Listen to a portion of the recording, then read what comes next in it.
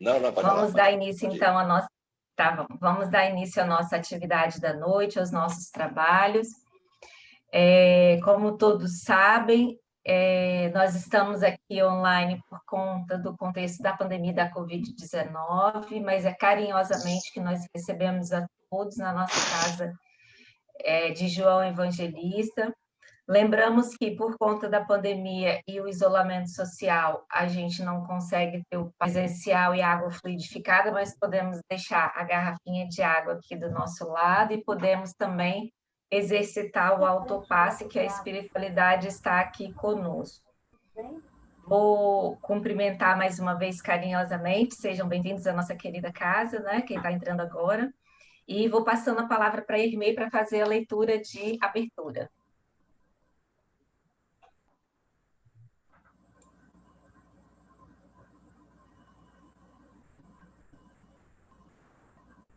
Boa noite a todos. Nós vamos ler O Mundo e a Crença. O Cristo, o Rei de Israel, desça agora da cruz para que o vejamos e acreditamos. Está em Marcos, capítulo 5. Por isso que são muito raros os homens habilitados à verdadeira compreensão da crença pura nos seus valores essenciais. Encontramos os que injuriaram o Cristo para confirmar. A mentalidade milagreira sempre nadou na superfície dos sentidos, sem atingir a zona do Espírito Eterno, e, se não alcança os fins menos dignos aos quais se dirige, descamba para os desafios mordazes. E no caso do Mestre, as observações não partem somente do populacho. Assevera Marcos, os principais dos sacerdotes com os escribas partilhavam dos movimentos insultuosos, como a dizer que intelectualismo não traduz elevação espiritual.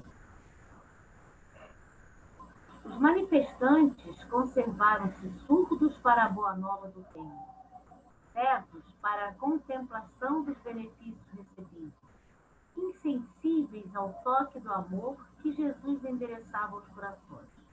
Pretendiam apenas um espetáculo. Desceste o Cristo da cruz num passe de mágica, e todos os problemas de crença inferior estariam resolvidos.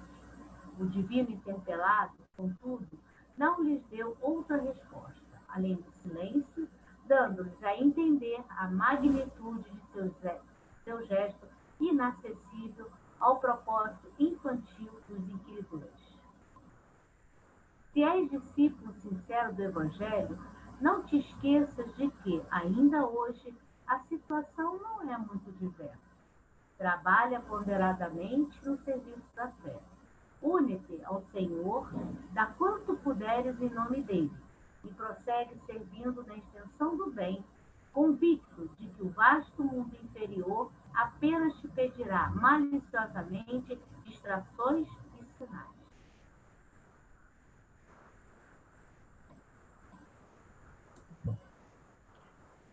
Vamos, então, só lembrando antes da nossa prece inicial, assim que a Tassiana começar a sua fala, fecharmos as nossas câmeras, os nossos áudios, para não sobrecarregar muito a rede, né? Não precisa ser agora, não, na hora que ela começar a falar, né?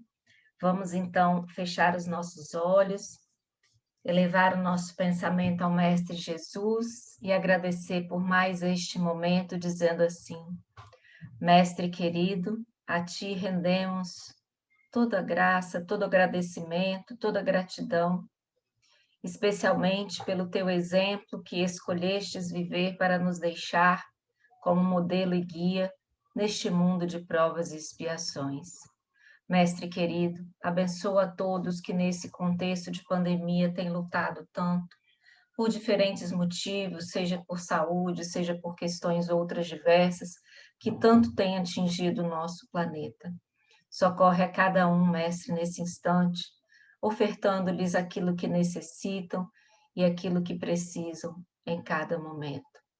Abençoa a Tassiana na sua fala nesta noite, que possamos ter os nossos corações, ouvidos e mentes despertos para melhor compreendê-la e especialmente para podermos praticar. Sê conosco, Mestre Jesus, abençoa nossa querida casa de João Evangelista e a todos que aqui estão nesse momento com os seus lares. Que assim seja. Hoje, então, nós temos mais uma vez o prazer de receber a Tassiana, que já é conhecida desta casa carinhosamente, trabalhadora, frequentadora da AMES, né? Membro da AMES, Associação Médica Espírita do Espírito Santo, e hoje ela vai nos brindar com emoções e sentimentos. É com você, querida. Boa noite a todos e a todas. É uma alegria ver alguns rostos tão queridos, ao menos virtualmente. Que saudade de dar um abraço pessoalmente em vocês, viu? Mas sintam-se todos abraçados e que a gente possa, nessa noite, trazer algumas... Ixi, eu estava no mudo? Pronto, agora estão me Não, tá ouvindo? tudo certo, estávamos te ouvindo, tudo certinho. Tudo bem. Então, trazermos algumas reflexões sobre um aspecto tão importante, que são as nossas emoções e sentimentos. E que nesse momento da pandemia, que faz um ano que estamos vivenciando aqui no nosso país, também traz implicações e repercussões nesse sentido. Então, eu vou estar compartilhando alguns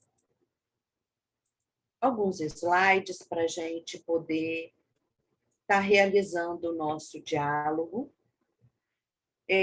que tem como propósito estimular vocês a esse diálogo essencial de estar conversando com vocês mesmos, dialogando sobre as suas emoções, sobre os seus sentimentos.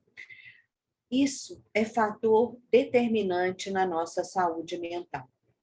Então, vamos ver o que a Organização Mundial de Saúde, que é uma organização a nível mundial que traça diretrizes. Durante a pandemia, a gente ouviu falar muito da OMS, né? Traça diretrizes de políticas de saúde para os governos adotarem. E ela é embasada no que a ciência tem de mais moderno e nas pesquisas mais modernas e comprovadas. Então, a OMS vem nos dizer que a nossa saúde mental é determinada por uma multiplicidade de fatores a nível social, do que está acontecendo no nosso entorno, né? Agora, por exemplo, a pandemia trazendo uma série de repercussões, por fatores psicológicos que dizem respeito à história de vida de cada um, aos traços de personalidade de cada um, e nós sabemos a bagagem espiritual que a gente traz e os aspectos biológicos, principalmente os aspectos hereditários que vão estar por trás de vários transtornos mentais. Então, ela vem dizer que é uma associação de todos esses fatores que vão determinar a saúde mental ou o adoecimento mental das pessoas. Então, a OMS é enfática em dizer que a saúde mental não é só a ausência de transtornos mentais, e que ela é uma parte essencial da nossa saúde. Na verdade, nós sabemos que não tem saúde física sem saúde mental. Porque mesmo que nós não tenhamos um agravo físico, se nós não estamos bem, a nossa sensação de bem-estar não vai estar acontecendo. Então, essa concepção que ela é múltiplas determinações à nossa saúde mental, está em consonância com a concepção holística de saúde, com a concepção ampliada de saúde que a própria doutrina traz, aonde nos diz que a nossa saúde verdadeira é um estado no qual tudo está interligado, tudo depende de tudo, como o Pierre Weil nos fala. Então, a MS continua dizendo que a saúde mental, então, é uma sensação de bem-estar, onde a pessoa consegue enfrentar as dificuldades normais da vida. Então, nós partimos do pressuposto de que todos nós vamos ter desafios e dificuldades, passar por momentos difíceis, mas que nós vamos encontrar recursos internos capazes de superar esses momentos e essas dificuldades na nossa vida. A OMS também entende que saúde mental é quando a pessoa é ciente das suas próprias habilidades e das suas fragilidades, das suas dificuldades também. Então, ela consegue reconhecer que ela é muito boa numa área e não tão boa em outra, e nós vamos falar dessas habilidades que podem ser trabalhadas. Também entende que a pessoa que tem saúde mental é aquela que consegue trabalhar de uma forma produtiva, não necessariamente remunerada, mas trabalhar de forma a contribuir para a sua comunidade. Então, é uma pessoa atuante, é uma pessoa engajada, é uma pessoa que participa do mundo à sua volta. Esse é o entendimento de saúde mental para as pesquisas que nós temos hoje em dia. E ela vem, desde a década de 90, se preocupando muito com a saúde mental pelo aumento do adoecimento em saúde mental, principalmente transtornos de ansiedade e transtornos depressivos. Então, desde a década de 90, ela vem insistindo para a importância de que todos os países estabeleçam programas de saúde mental a nível de saúde pública para acolher as pessoas que estão em sofrimento mental, para que elas possam recuperar a sua saúde. E as últimas pesquisas também vêm apontando que todas as transformações sociais que foram acontecendo nas últimas décadas levaram a mudanças muito grandes nas estruturas familiares, na estrutura educacional, na própria sociedade, com a questão do consumo, com a questão do mundo virtual. E a gente observa que os nossos adolescentes e as nossas crianças estão aumentando muito os índices de adoecimento mental, os índices de uso de droga, os índices de suicídio. Então, todas as pesquisas apontam que as crianças e os adolescentes não estavam construindo internamente recursos suficientes para enfrentar os desafios e as pressões do mundo contemporâneo. Então, a MS vem estimulando estratégias e intervenções, tanto a nível de saúde, quanto nos outros setores, porque a gente sabe que saúde não se faz só no atendimento com os profissionais de saúde, mas pensar em esporte, pensar em situações socioeconômicas, pensar em lazer, pensar em educação de qualidade, tudo isso é promoção da saúde, então vem pensando em várias estratégias para promover a saúde mental. E a gente tem hoje certeza, essa era uma dúvida, por exemplo, quando eu estava na faculdade, há 35 anos atrás, se era possível ou não promover a saúde mental, trabalhar a prevenção em saúde mental. E naquela época se tinha uma visão mais determinista, né? Como se não tivesse o que se fazer. E hoje a gente sabe que, ao contrário, é possível sim trabalharmos prevenção da saúde mental. E como que a gente vai fazer isso? Prevenção do adoecimento, né? A promoção da saúde mental.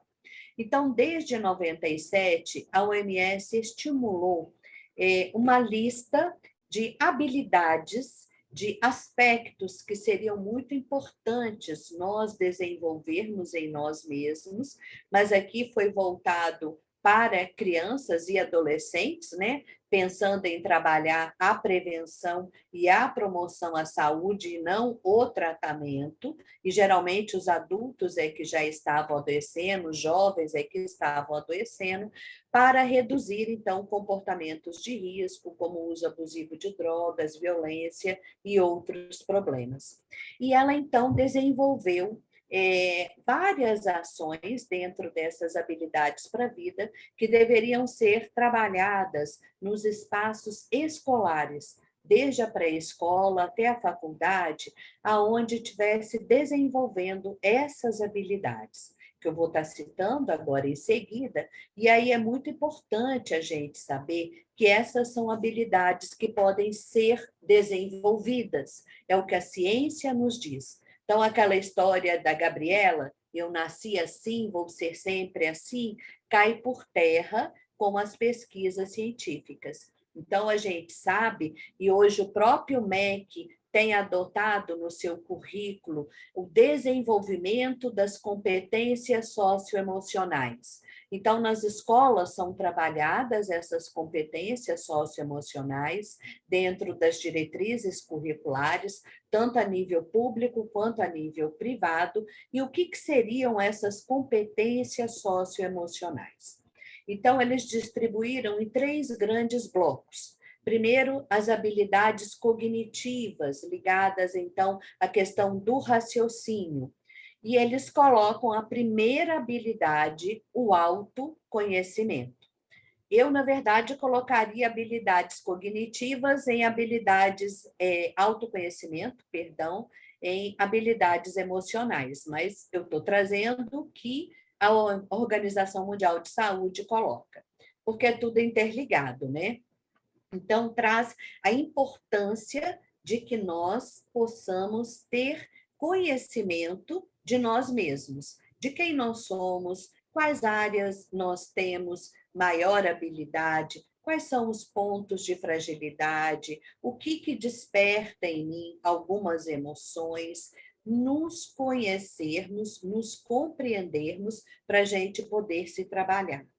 Também coloca dentro das habilidades cognitivas a capacidade de tomar decisão, de ter pensamento criativo e pensamento crítico, ou seja, de ter condições de analisar, não por pressão do grupo, mas de forma individual, os rumos da sua vida.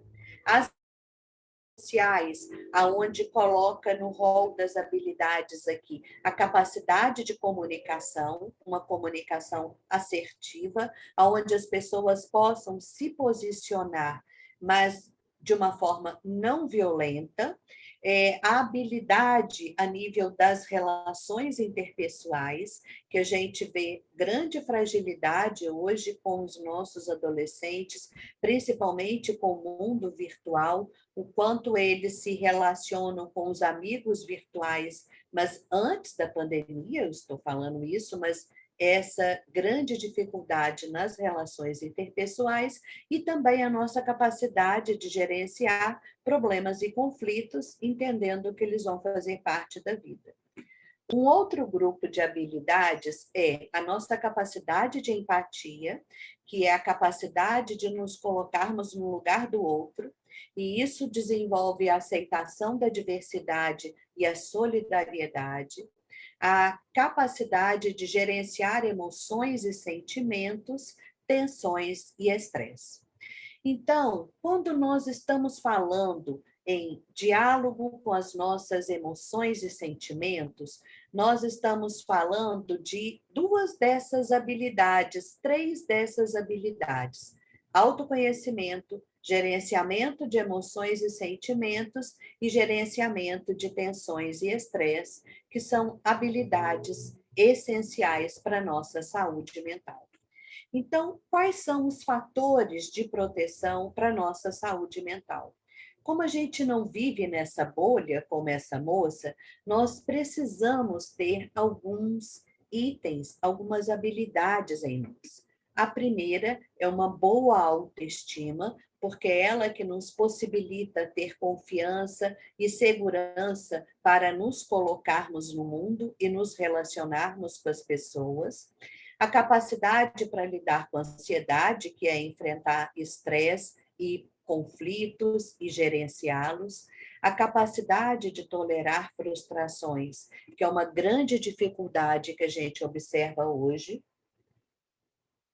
Muitas pessoas, muitos jovens, com muita dificuldade em administrar frustrações, em administrar perdas e a capacidade para lidar com grupos e as suas pressões, principalmente aqui na adolescência, em relação à questão do abuso de drogas e outros comportamentos também.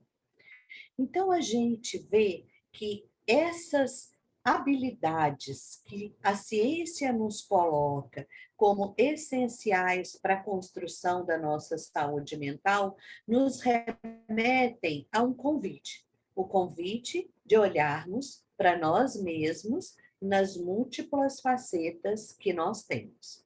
Então, vamos começar pensando como que a gente estava antes da pandemia do Covid, inicinho de 2019, inicinho de 2020, final de 2019, como que a gente estava?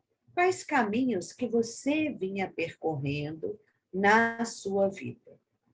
Porque a gente vinha enfrentando uma série de problemas coletivos, com populações inteiras desabrigadas, refugiados, morrendo de fome, problemas ambientais, problemas socioeconômicos, de poluição, de desigualdades econômicas, de violência. No Brasil, a questão do desemprego, da corrupção, e principalmente já acontecia uma grande crise na esperança das pessoas e uma grande crise do vazio. Mas, apesar disso, é como se todo mundo estivesse correndo, não olhando muito para nada disso que estava acontecendo. E aí veio o vírus, veio a Covid, que tem uma função no nosso processo evolutivo planetário e que não só materializou para nós espíritas a transição planetária que a gente então falava, mas nos obrigou a parar. O mundo, no início, parou. Hoje, tem oscilado entre momentos de restrição, momentos de normalidade, mas o que tem significado esse momento para cada um de nós? Como que vocês estão vivendo com um ano de Covid aqui no Brasil? Agora, com a vacina já sendo ministrada para as populações que foram estabelecidas e elencadas na política nacional, mas que vai estar chegando para todos nós, mesmo que não seja no tempo que nós queríamos, mas que acena com a possibilidade de controle da pandemia. Então, quais emoções você tem vivido? Porque é muito interessante para nós, eu estava pensando isso hoje, né? Que em março do ano passado, dia 17 de março, foi um dia que marcou para mim, porque foi o dia que eu, então, interrompi meu atendimento profissional e comecei o atendimento online. E agora, quando a gente ensaia movimentos de retorno, novamente no Brasil, a gente vive um momento de agravamento que nos leva a estar voltando a uma situação inicial. Então, vocês já devem ter tido 1000 emoções dessas que eu vou partilhar. Então, é só para nós pensarmos, para a gente poder dialogar com elas. Porque muitas vezes nós queremos manter essa aparência de que está tudo bem, de que está tudo maravilhoso, mas por dentro a gente está assim. Isso é não dialogar com as nossas emoções, é não dialogar com os nossos sentimentos. Porque se a gente chega a esse ponto de explosão que esse nosso amigo aqui está mostrando, significa que eu sufoquei muito as minhas emoções e os meus sentimentos. Porque, sem dúvida nenhuma, todos nós tivemos em maior ou menor grau, cada um vive de acordo com a sua bagagem, com os seus recursos, com a sua história de vida, mas tem um impacto psicológico da quarentena, das perdas. Pode ser que aqui tenham pessoas que tenham perdido entes queridos pelo Covid, ou conhece pessoas que perderam. Então, todos nós, em maior ou menor grau, de alguma forma, estamos afetados pela pandemia. Então, como que você tem se sentido? Crianças aqui, confinadas, isoladas, e o vírus ali presente, como essa nossa companheira, ou como essa outra aqui, ou com a cabeça fervilhando desta, ou vivendo dramas como essa irmã, ou essa aqui, ou passando por momentos de muito sofrimento, de muita raiva, de muita irritação, impaciência, intolerância, mascarando ou deixando acolher as suas emoções, com muito estresse, como se não tivesse nada acontecendo, indiferente, se sentindo assim, ou vivendo, como alguns estudos vêm apontando, depois de um ano, uma fadiga emocional, um esgotamento emocional, com um cortejo de sintomas, tendo neste momento a oportunidade de voltar a sua atenção para dentro e viver o que a gente chama da experiência do deserto, que assim como Cristo, assim como vários companheiros da época de Cristo, se isolavam para fazer contato consigo mesmo. Não precisamos ir para nenhum deserto físico, mas uma viagem interior, ou como grande parte das pessoas que hoje a gente observa, negando. Então, será que a gente tem visto a pandemia como uma oportunidade, como um convite que ela é de mergulhar dentro de nós? Uma oportunidade de cuidarmos melhor de nós mesmos? Não só uma oportunidade, mas uma necessidade. Porque, como eu disse, a pandemia traz vários impactos emocionais. E alguns estudos que vêm saindo esse ano apontam um aumento muito grande nos níveis de ansiedade e depressão. A gente já esperava, e isso nos leva a uma necessidade cada vez maior de que a gente esteja cuidando da nossa saúde mental, construindo a nossa saúde mental para evitar adoecimentos. E o que é construir a nossa saúde mental? Nada mais é do que pararmos com a gente mesmo e pensarmos sobre a nossa vida. Que vida estamos tendo? O qual, em consonância com os meus propósitos internos, a minha vida tem sido? Ou eu sinto um vazio muito grande, uma falta de sentido muito grande, e não sei nem por onde começar a procurar esse sentido. Então, o que nós podemos fazer para construir essa saúde mental? Então, o primeiro passo é realizarmos a viagem mais importante e, ao mesmo tempo, mais desafiadora, que não é para o universo externo, é para o universo interno. É mergulhar e ter a coragem de se despir das máscaras e olhar verdadeiramente para si. Não só para as emoções que você está tendo no momento, mas começando por elas e tentando compreender o sentido de cada uma delas. Então, nos despirmos das máscaras, que nós adotamos quase que automaticamente, e entrarmos em contato com o nosso interior, que a doutrina já nos convidava a fazer, quando convida a reforma íntima, é essencial. Então, é fundamental que a gente possa, nesse contato com as nossas emoções, acolhermos os nossos sentimentos, entendermos a razão dos nossos comportamentos, sem ter muita pressa em mudar, que muitas vezes só é adotar uma nova máscara, e não, de fato, ter a coragem de realizar esse contato para posteriormente realizar a nossa transformação. Então, é fundamental uma das habilidades, o autoconhecimento, porque ele é o ponto de partida. Porque quando a gente pergunta se as pessoas se conhecem e elas respondem que sim, na verdade, grande parte delas só está falando do que está consciente. Mas o que está consciente é 5% do que a gente vive na nossa mente.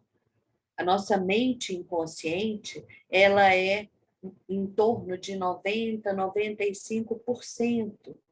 Então, nós não nos conhecemos. Na maior parte das vezes, nós não entendemos por que a gente sente de uma determinada forma, reage de uma determinada forma, e nós vamos levar muitas encarnações nesse processo de autoconhecimento. Mas a gente pode começar por despir as máscaras e ampliar esse conhecimento do conteúdo que está inconsciente. Até porque, se nós temos como proposta reencarnatória a nossa evolução, essa evolução que vai se dar a partir da nossa transformação só vai acontecer quando eu identifico as áreas na minha vida que eu preciso trabalhar e transformar. Senão eu fico na superficialidade e não vou realizar aquilo que nós somos convidados a fazer nesta encarnação, em todas as nossas encarnações. Então, Emmanuel já nos dizia que, reafirmando o que a ciência reafirma, a doutrina já dizia, a maior necessidade da criatura humana ainda é a do conhecimento de si mesma. Porque a nossa evolução só vai se dar a partir desse conhecimento, desse entendimento, desse aprofundar o olhar sobre si, para poder realizar a sua transformação. Então, nessa viagem, é muito importante que a gente se compreenda, que a gente aprenda a traduzir os sinais que nós temos a nível físico, de uma dor de estômago, de uma dor de cabeça, de uma irritação, de uma raiva, e a gente só toma remédio para dor de cabeça. E quantas vezes a gente para pensar, o que aconteceu que eu fiquei com dor de cabeça? Por que meu estômago está doendo? Por que meu cabelo está caindo? O que está acontecendo comigo que eu não estou conseguindo dormir? Por que eu estou tão irritada? Por que eu fico com raiva e estou brigando tanto? Por que eu estou tão triste ou tão impaciente? É fazendo perguntas e acolhendo as respostas que vêm. Porque aí nós vamos não só identificando os fatores desencadeados, automatismos, como André Luiz nos convida a fazer, quando ele trata da casa mental, mas a gente vai também podendo se conhecer melhor. Então, primeira etapa, autoconhecimento, depois, autoaceitação e, a partir dessa autoaceitação, o nosso trabalho interior de nos responsabilizarmos pela nossa transformação gradual. Porque cada emoção, cada sentimento, cada comportamento é um convite à nossa introspecção, entendendo que o nosso crescimento é um processo. Os espíritos nos dizem que nós precisamos nos esforçarmos pela nossa transformação, mas não diz que nós vamos ser perfeitos numa única encarnação. Então, entre em contato, se conheça, se acolha, e aí, devagar, vá trabalhando a sua transformação. O que não vai levar à construção da nossa saúde mental? Fazer de conta que não está acontecendo, não querer falar a respeito do que está acontecendo, não querer ouvir as nossas emoções. Então, negar, nos alienarmos de nós mesmos, fugirmos de nós mesmos, que é o que muitas vezes a gente estava fazendo antes da pandemia. Por que que tantos conflitos eclodiram com a pandemia? Porque, na verdade, a gente não tinha tempo para parar com a gente mesmo. E agora a gente foi forçado a fazer essa parada. Então, fugir e silenciar as nossas emoções, ou como fazíamos, tentar varrer para baixo do tapete os nossos conflitos e ir carregando uma série de situações mal resolvidas na vida, na verdade, só vai gerar o nosso adoecimento mental. Porque muitas vezes a gente tem vivido como esse nosso amigo. A gente olha para ele e parece que está tudo maravilhoso, um sorriso de canto a canto. Mas quando ele chega em casa e ele se despe da máscara, aparece o seu verdadeiro ser. Aparece as suas dores, as suas dificuldades, as suas áreas emocionais não cuidadas. Então, o convite é para que a gente se acolha, se cuide, para não vivermos esse vazio, esse rombo no peito e desenvolvermos transtornos mentais, como muitas vezes vem acontecendo. Então, depois do nosso autoconhecimento, é a utilização da razão nesse entendimento das nossas emoções que vai nos ajudar a gerenciá-las e a administrar. Então, brigar contra elas não é a melhor maneira de acolhermos e muito menos de nos entendermos. Ou tentarmos nos isolar e fugir, não olhar para o que está acontecendo, ter medo, sair correndo. Então, a proposta é essa, de que tenhamos uma postura de amor, de auto-amor, de auto-acolhimento. E se nesse processo você está tendo muita instabilidade nesse período da pandemia, isso é perfeitamente normal, porque a grande maioria das pessoas está como essa mocinha aqui. Tem momentos em que está muito bem, confia, entrega, agradece. Tem momentos que dá uma surtada, se desequilibra e depois volta a se reequilibrar novamente. Então, essa montanha-russa emocional, ela é esperada nesse momento da pandemia. Então, se você está vivendo isso não é um adoecimento mental, isso não é um transtorno, isso é fruto desse momento, mas é muito importante você olhar para o que está acontecendo, até para buscar os recursos internos e, se for necessário, externos para cuidar disso. Ou seja, para nós gerenciarmos as nossas emoções, não é reprimindo e não é sufocando, mas é compreendendo o seu significado, porque todas as nossas emoções têm uma função. A raiva, o medo, a repulsa, a tristeza, a alegria, todas têm uma função. E todas são partes do nosso momento evolutivo. Então, nós é que temos a condição de usar uma outra lente para compreender melhor o que nós estamos vivenciando. E nesse encontro com as nossas emoções mais profundas, nós também vamos, ao encontrar a nossa essência, o nosso self é encontrarmos o Cristo em nós, encontrarmos recursos inexplorados que dormem no nosso interior. Então, essa ida ao nosso mundo interno não só vai nos mostrar as nossas fragilidades, mas também vai nos mostrar os imensos tesouros e recursos que todos nós trazemos e que vão nos ajudar a fazer frente às questões afligentes da nossa existência. Porque nesse contato nós estaremos encontrando, sem dúvida nenhuma, ou reencontrando a consciência divina, a centelha divina que está no interior de cada um de nós. E o Cristo já nos disse isso há mais de 2000 anos, quando ele nos disse que o reino dos céus está dentro de vós. Então, é nesse reino interno que nós vamos encontrar a pacificação, os recursos para fazer frente a todas as situações da nossa vida, inclusive a partir do desenvolvimento do nosso contato com a espiritualidade maior.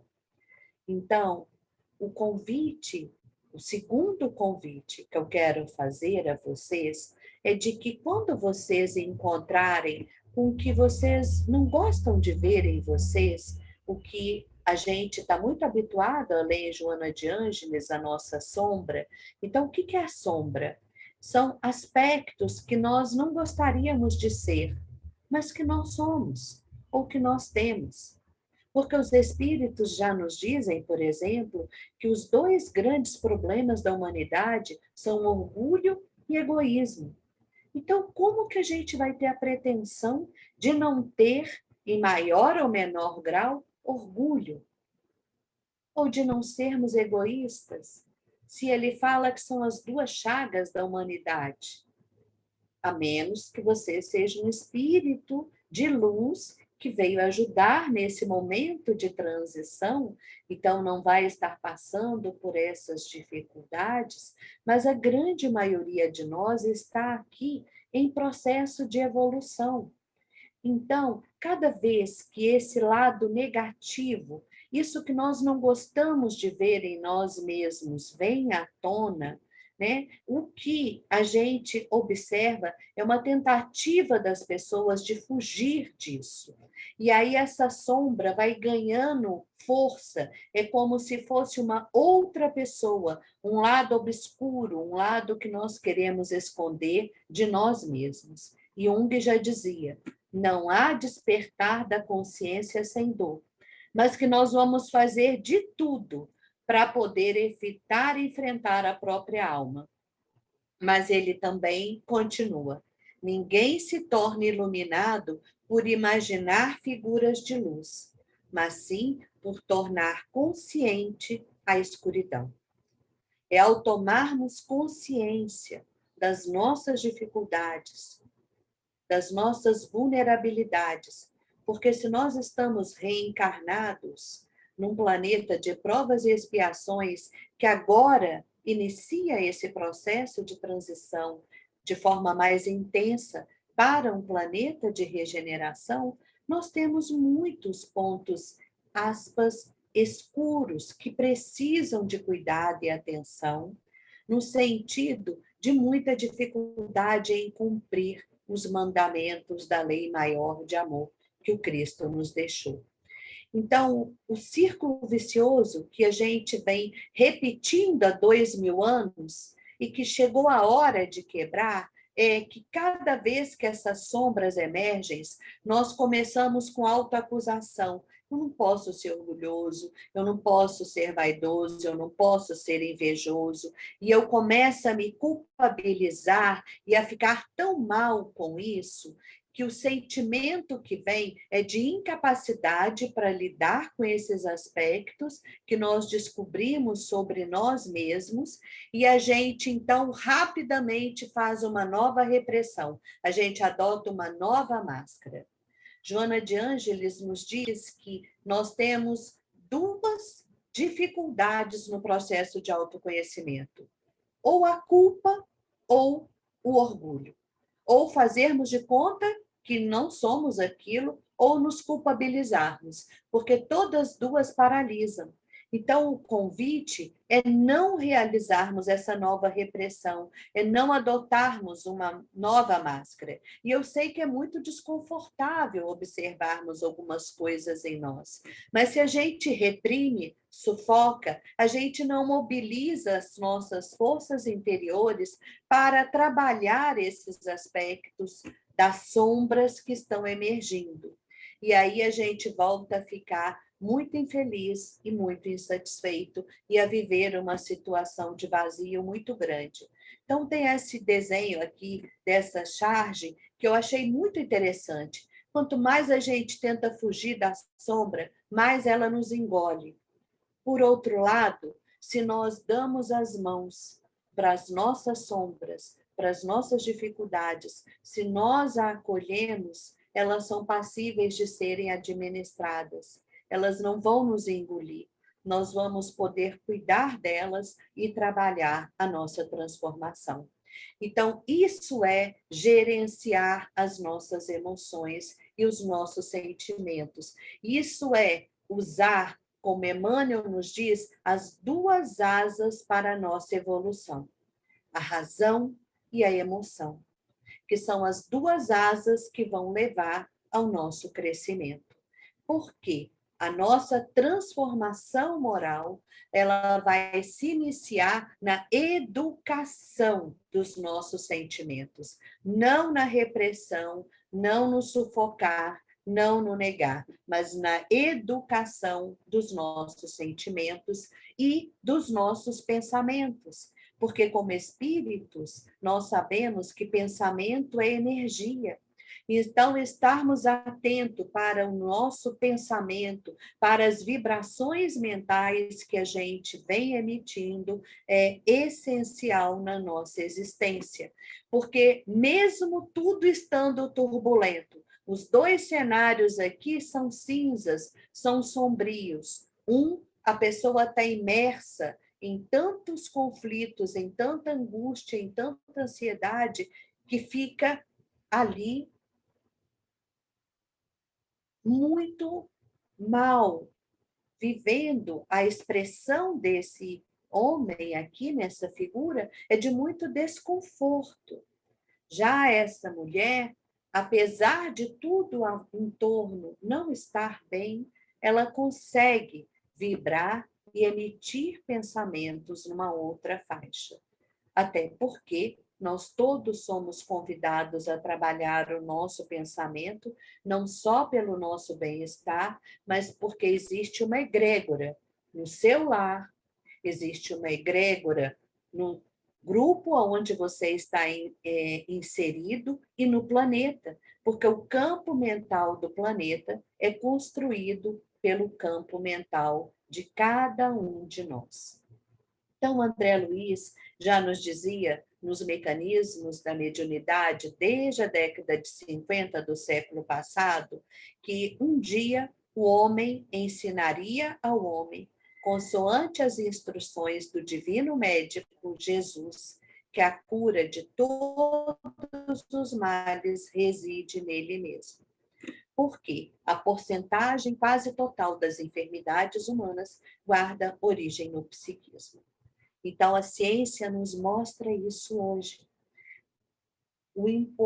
A importância que tem cuidarmos da nossa saúde mental para termos uma saúde plena, uma saúde integral.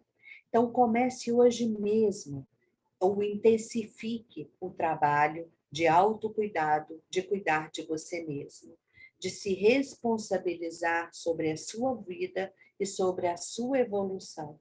Assumirmos o papel de cuidadores de nós mesmos para construirmos a nossa saúde integral.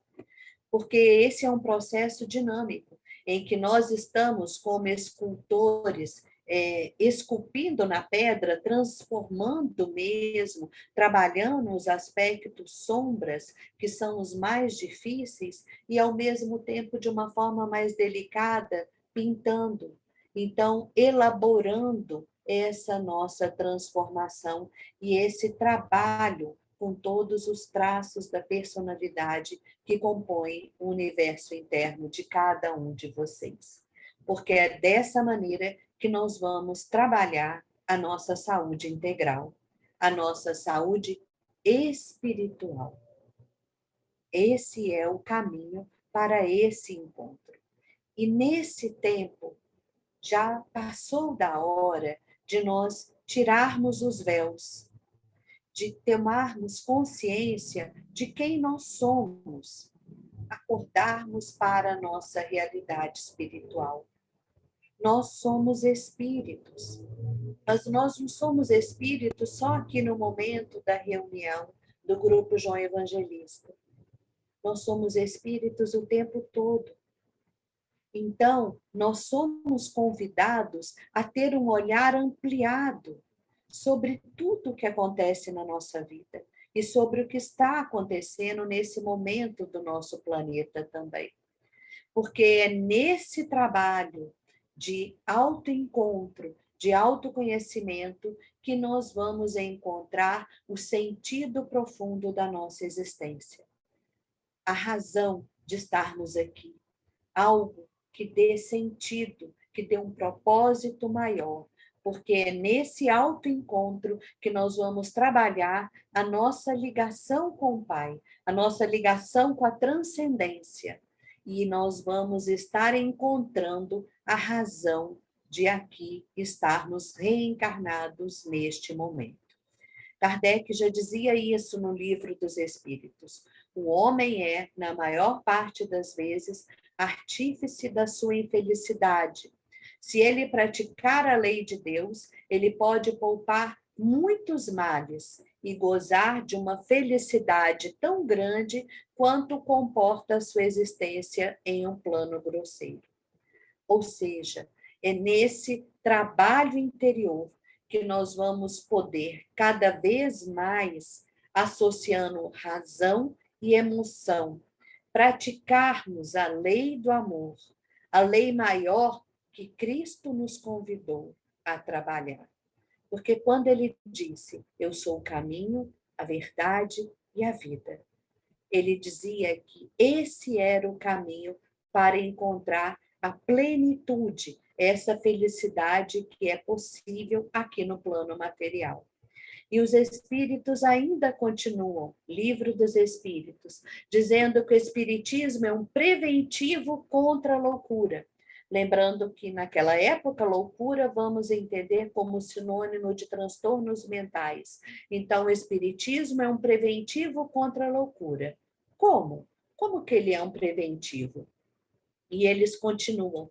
O verdadeiro espírita vê as coisas deste mundo de um ponto de vista tão elevado que as tribulações não passam de incidentes desagradáveis no curso de uma viagem.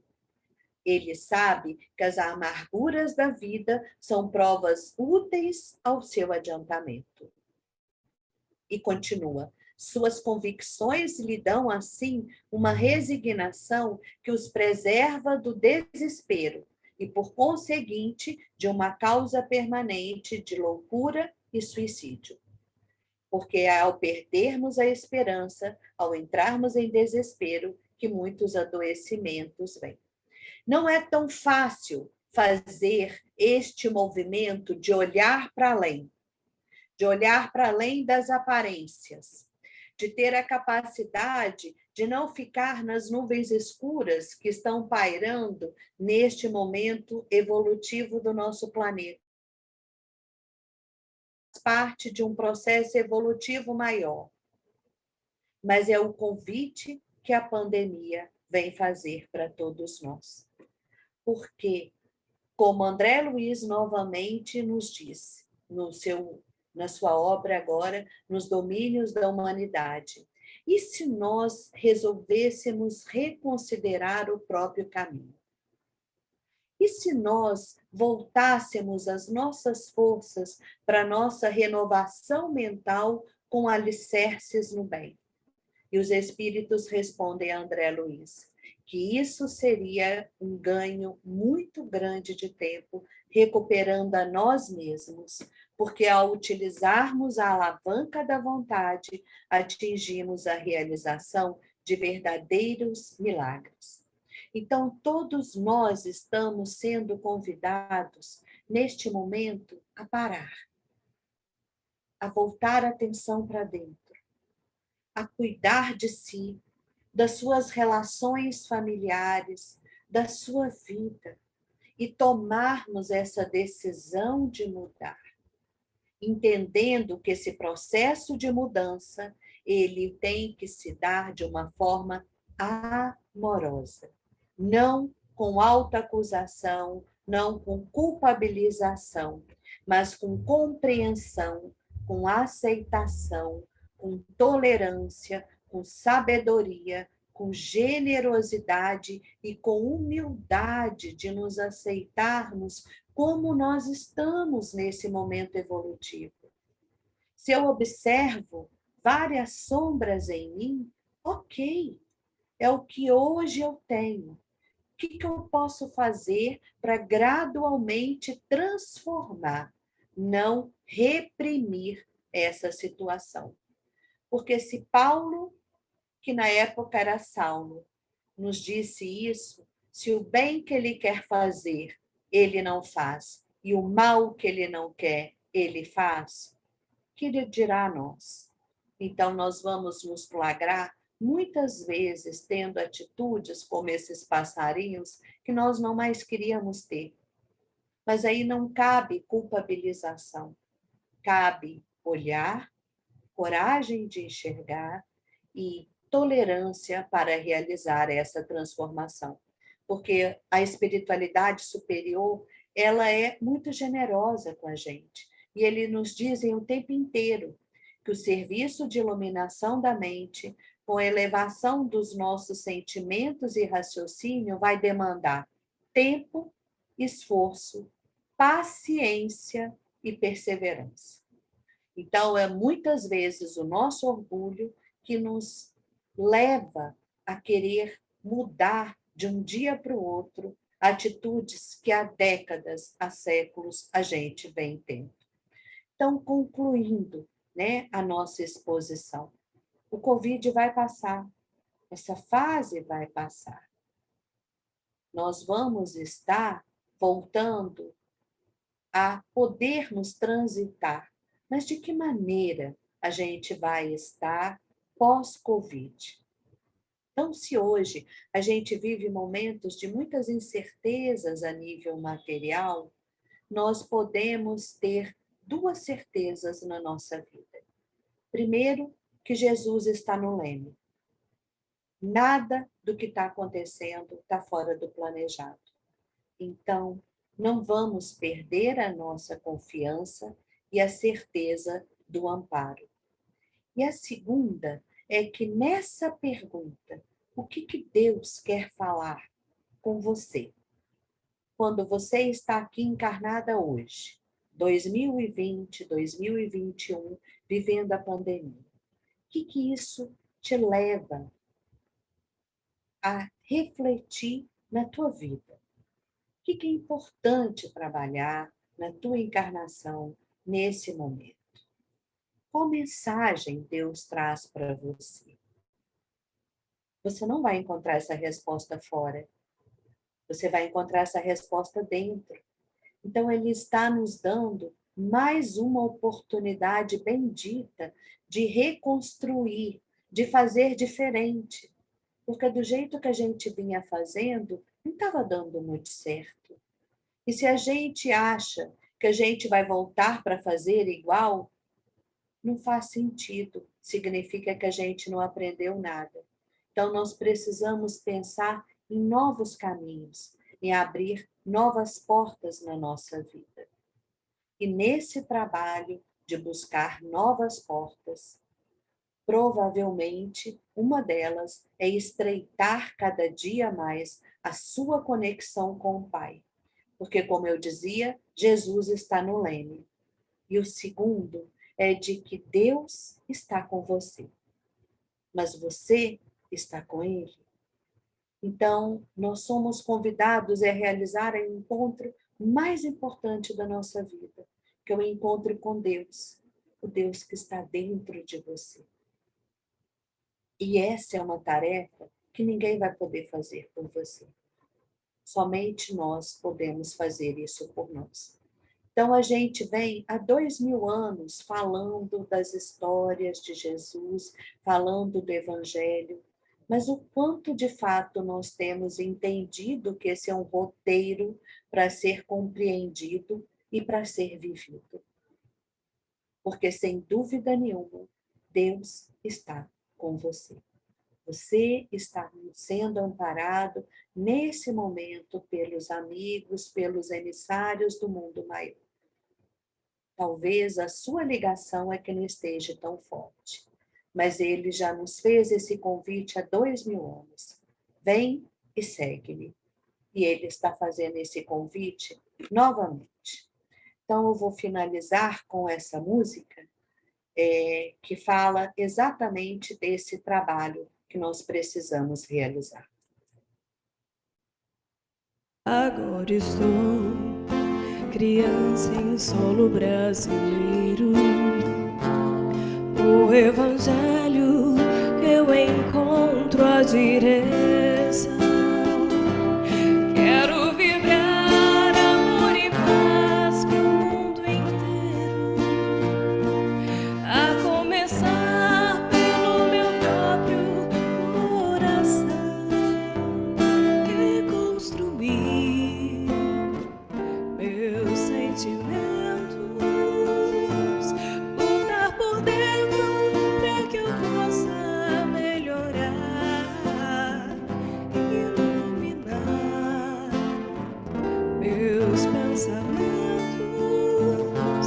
pelo trabalho para que eu possa despertar. Agora estou criança em solo brasileiro. O Evangelho eu encontro a direção. Quero vibrar amor e paz pro mundo inteiro,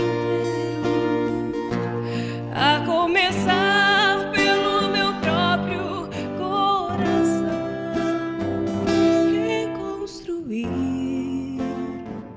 meus sentimentos,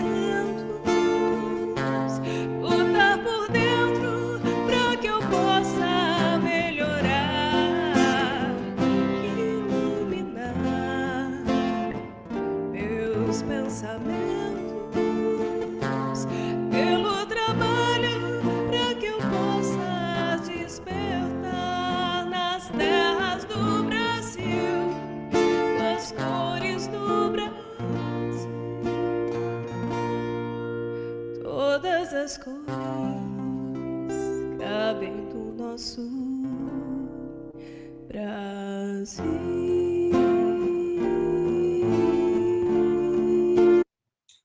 Muita paz, muita luz para todos vocês. Muito obrigada.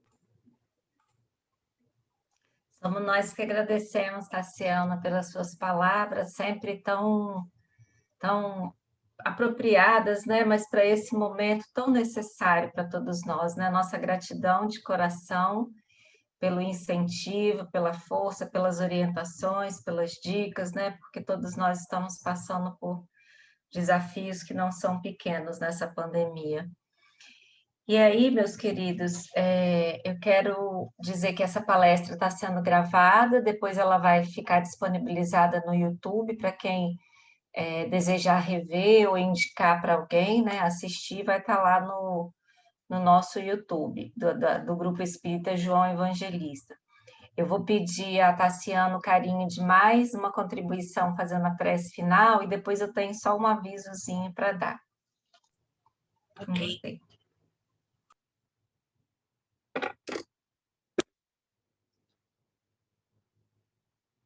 Jesus, amigo e companheiro presente em todas as horas na nossa existência, nós nos colocamos aqui reunidos, confiantes na sua presença, pois tu nos disseste que onde 2 ou mais estivessem reunidos em teu nome, aí também tu estarias. Então nós queremos pedir aos seus emissários que se encontram nos lares aqui representados, ou nos lares das pessoas que vão nos ouvir futuramente, que nesse momento possam inundar cada irmão aqui presente com suas luzes de esperança, com as suas luzes de confiança, que nós possamos ter a certeza do seu amparo, a confiança de que tudo está acontecendo de acordo com seus propósitos, com o objetivo da nossa evolução. E que cada vez que nós voltarmos a nossa atenção para esse contato contigo, Mestre querido, nós vamos nos fortalecer, nós vamos renovar as nossas esperanças e as nossas forças. Que essas luzes que vêm do plano maior possam renovar e restaurar forças, bom ânimo, confiança, esperança e coragem na vida de cada um aqui presente. Gratidão, Mestre Jesus, pelos teus ensinamentos. Gratidão por tua presença. Gratidão pelo teu amor, sempre presente. Que nós possamos aprender também a trabalhar a nossa capacidade de amar, pois somente o amor cura todas as dores nossas e dos nossos irmãos. Muito obrigada, Jesus. Sê conosco agora e sempre. Que assim seja. Que assim seja. Na próxima semana, nós teremos aqui o irmão Jordão Alencar, da Fraternidade Espírita Jardim Cambori, e ele vai falar para a gente sobre arte do espírito. Contamos com a presença de todos vocês. Quem deseja abrir a câmera e da gente fazer o nosso registro final, e se o pessoal tiver algum outro aviso para dar, não sei, o Alberto, a Darlan ou a Solange, o Valmir. Eu gostaria de agradecer a todos vocês, bom ver vocês, né? E agradecer a Tassiana. Senti uma vontade muito forte de abraçar cada um de vocês. Foi muito bom. Obrigada, Tassiana, por essa viagem, essa emoção.